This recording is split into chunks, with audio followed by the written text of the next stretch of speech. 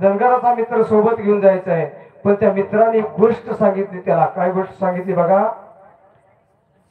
तळावर जाताना, तळावर गेल्यानंतर बाळू मामा आमचा देव तुला हात जोडील, नमस्कार करील, तुझी स्तुती करील आणि त्यांच्या खांद्यावर घोंगड तुला बसायला देईल आणि त्या घोंगड्यावर जर तू बसला तर तुझी तडकीच बसली म्हणून समज. कोणी सांगितलं?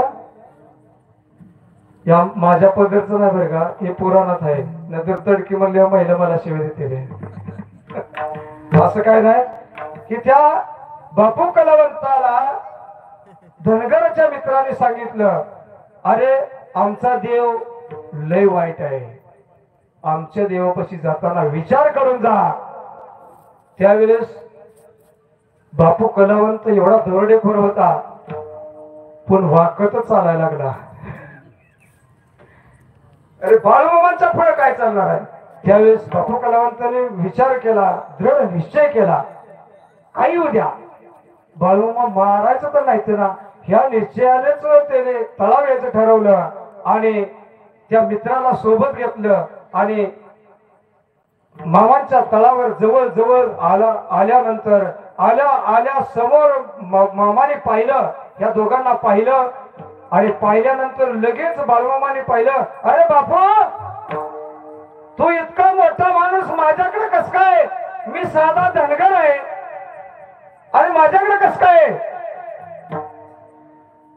आणि खरोखर ज्या मित्राने सांगितलं होतं तसंच घडलं. मामाने हात जोडले, अरे तू माझ्या तळावर इतका मोठा माणूस आला आणि तुझी स्तुती केली आणि खरोखर खांद्यावरी घोंगडी त्या बापू मुसलमानाला बसाय टाकली. आपण त्या घोंगडीवर बसल्यावर तुझी तडकी बसणार आहे हे मित्राने सांगितलेलं विसरलं नाही बरं का.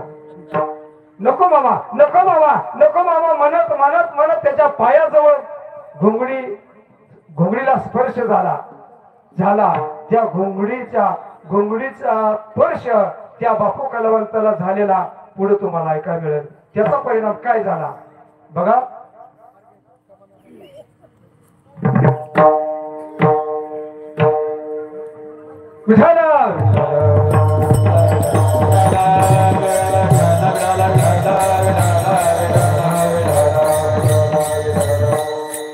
बघा,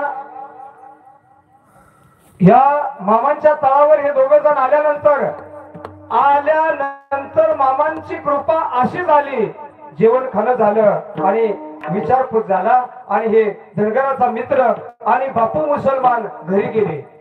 पण घरी गेल्यानंतर एक विशेष घडलं. काय घडलं?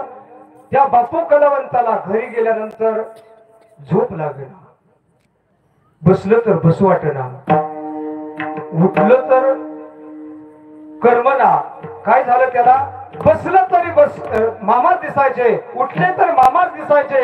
अरे जागृती स्वप्नी मामा झाले होते. काय झालं होतं? लागली Bye.